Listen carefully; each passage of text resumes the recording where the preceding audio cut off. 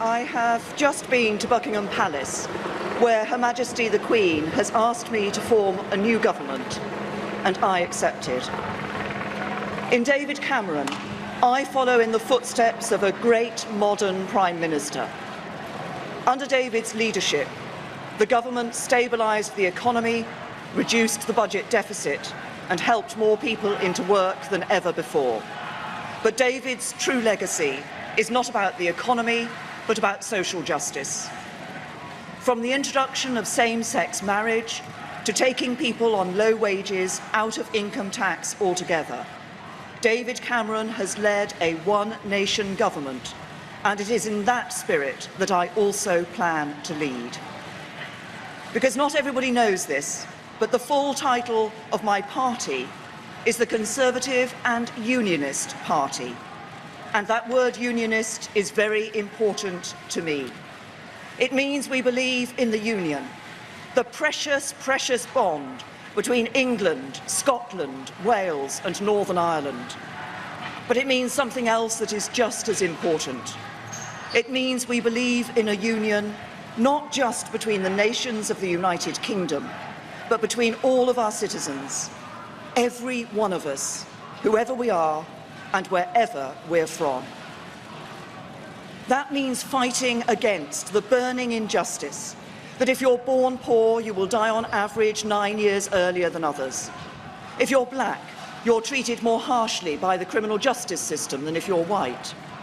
If you're a white working-class boy, you're less likely than anybody else in Britain to go to university. If you're at a state school, you're less likely to reach the top professions than if you're educated privately. If you're a woman, you will earn less than a man. If you suffer from mental health problems, there's not enough help to hand.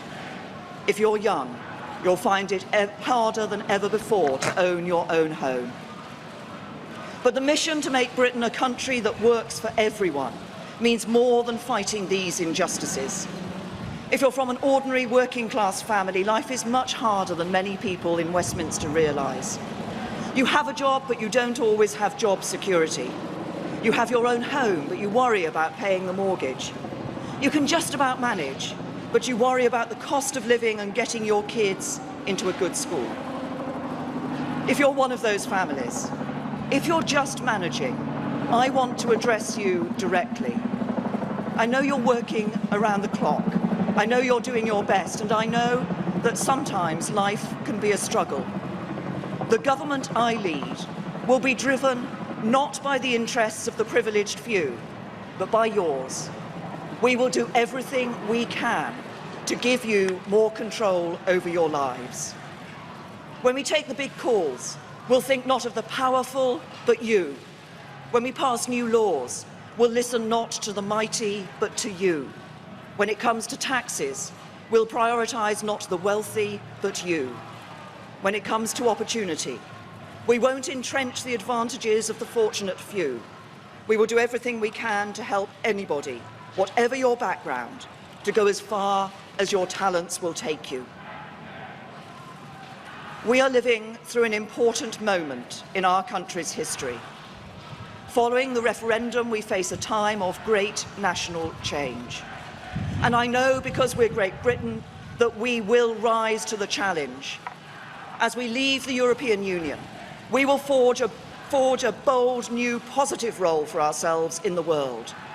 And we will make Britain a country that works not for a privileged few, but for every one of us. That will be the mission of the government I lead. And together, we will build a better Britain.